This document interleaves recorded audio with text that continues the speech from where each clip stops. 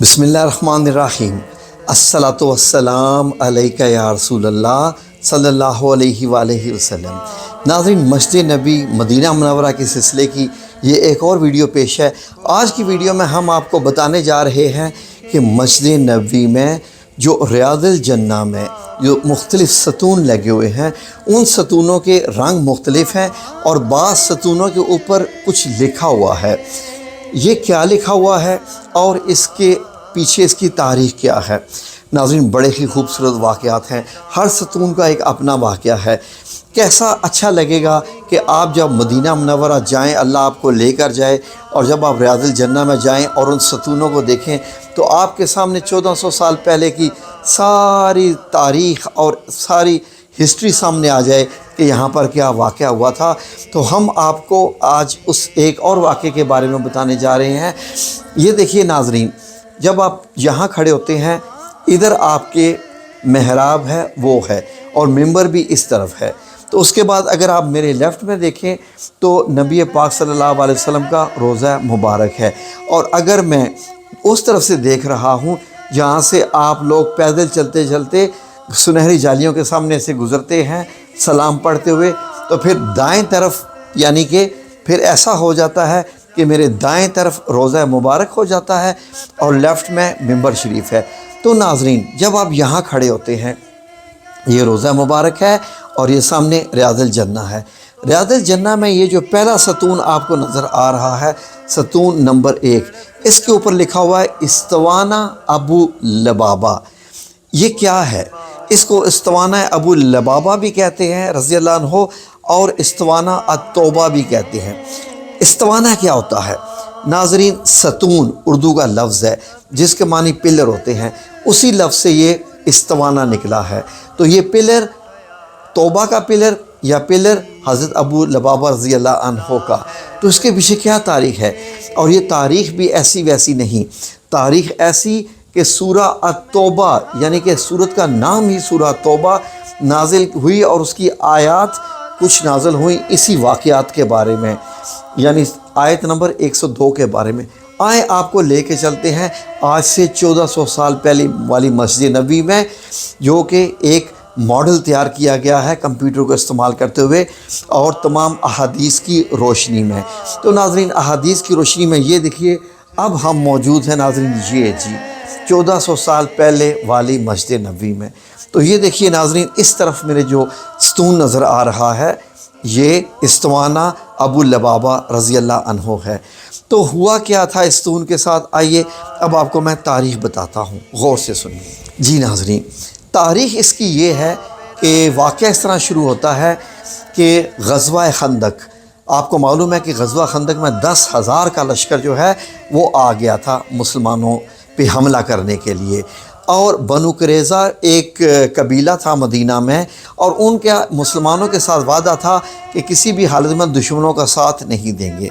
लेकिन बनु कुरैज़ा ने क्या किया? काफ़रों का साथ दिया, उनको उकसाया और उल्टा ये किया कि जो मुसलमानों के घर थे, जो ख़वातीन थी मुसलमानों के, उन्होंने बनु कुरैज़ा ने उन पर हमला भी किया।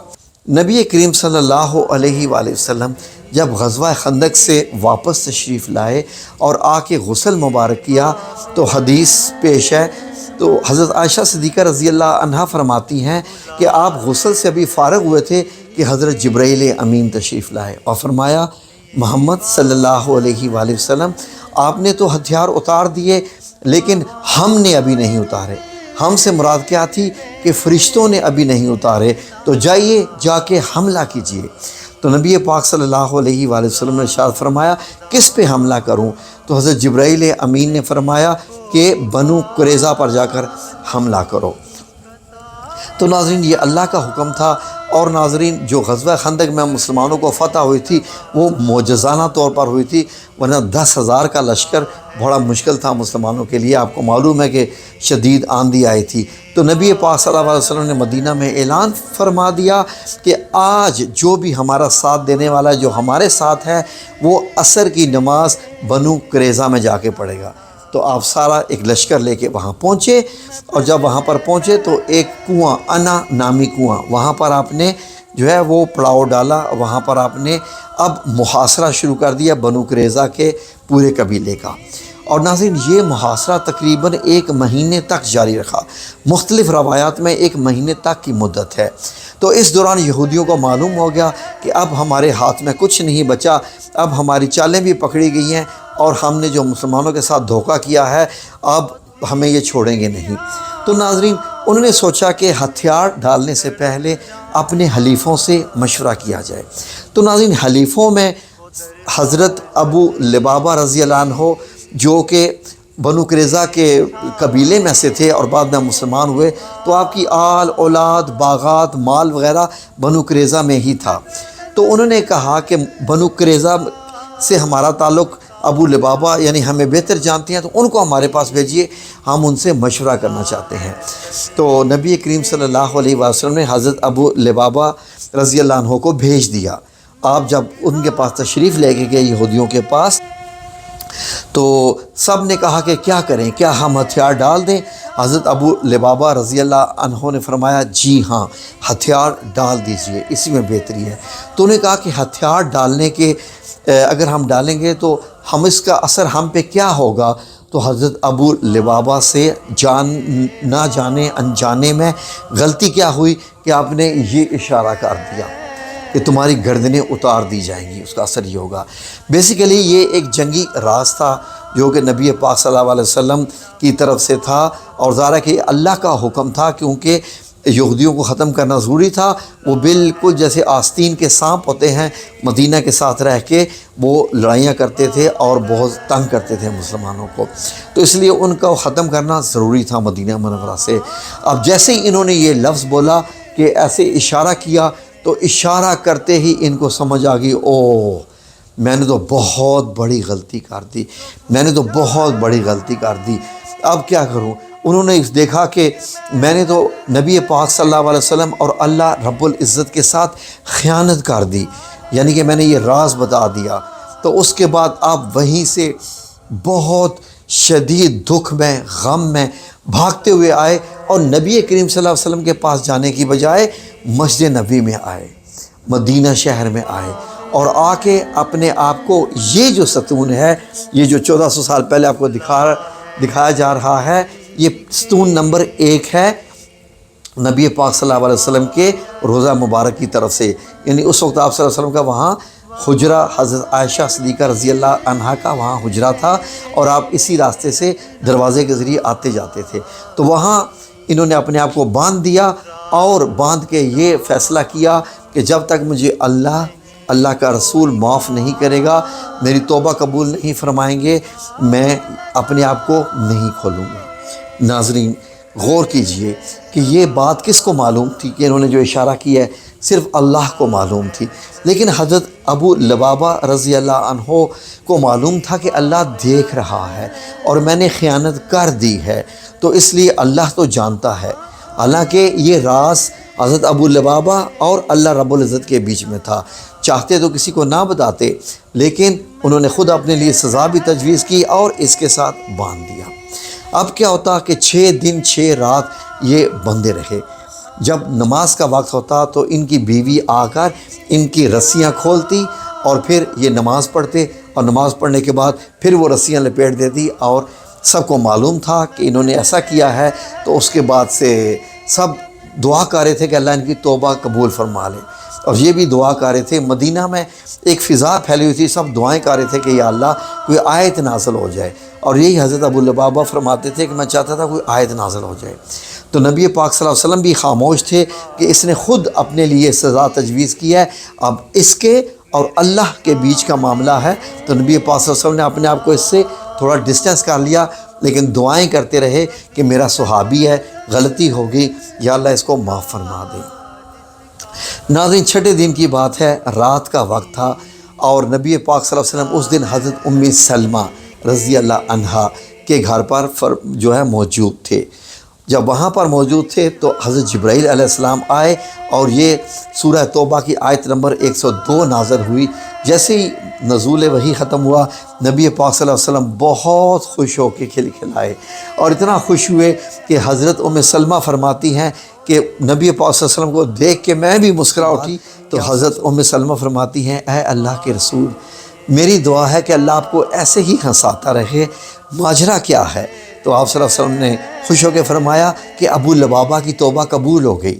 تو اس پر سب خوش ہوئے، اور حضرت ام سلمہ نے فرمایا اگر آپ مجھے اجازت دیں تو میں یہ خوشخبری ابو لبابہ رضی اللہ عنہ کو پہنچا دوں؟ آپ نے فرمایا چاہو تو پہنچا دو۔ تو آپ حضرت ام سلمہ اپنے حجرہ مبارک کے دروازہ میں آئیں اور کھڑے ہو کے آواز لگائی، کیونکہ مسجد نبی اور حضرت ام سلمہ کا یہ جو میں ابھی آپ کو اسکرین کے منظر دکھا رہا ہوں غور سے دیکھ لیجئے، یہ مسجد نبی ہے۔ مسجد نبی میں یہاں پر حضرت ابو لبابہ ہیں، اور یہ چند میٹر کے فاصلے پر ہی حضرت ام سلمہ کا جو ہے وہ حجرہ مبارک ہے، حضرت عائشہ صدیقہ کے حجرے کے پیچھے گھر کے۔ تو اس وقت پھر حضرت ابو لبابہ نے یہ خبر سنی تو خوش ہو گئے، صحابہ کرام نے بھی یہ آواز سنی کہ ان کی توبہ قبول ہوگی، خوش ہوئے، بھاگتے آئے۔ لیکن حضرت ابو لبابہ رضی اللہ عنہ نے فرمایا کہ نہیں، یہ رسیاں نبی پاک صلی اللہ علیہ وسلم کھولیں گے تو میں آزاد ہوں گا، میں اس وقت تک آزاد نہیں ہوں گا۔ تو پھر صبح فجر کے وقت آپ صلی اللہ علیہ وسلم تشریف لائے، اور آپ نے اپنے مبارک ہاتھوں سے رسیوں کو کھولا، تو حضرت ابو لبابہ بھی خوش ہوئے اور توبہ قبول ہوگی، تو یہ مدینے میں فضا پھیل گئی۔ ناظرین یہ دیکھ لیجئے کہ یہ تھا ایمان، ایمان ایسا کہ میں نے ایک بات ایسی کہہ دی کہ جو اللہ تو جانتا ہے، اور یہ خیانت ہے مسلمانوں کے ساتھ، رسول اللہ صلی اللہ علیہ وسلم کے ساتھ، اللہ کے ساتھ خیانت ہے۔ تو اللہ تو جانتا ہے، تو آپ نے یہ اپنے آپ کو سزا دی، 6 دن 6 راتیں بلکہ 7 دن کا بھی ذکر ہے۔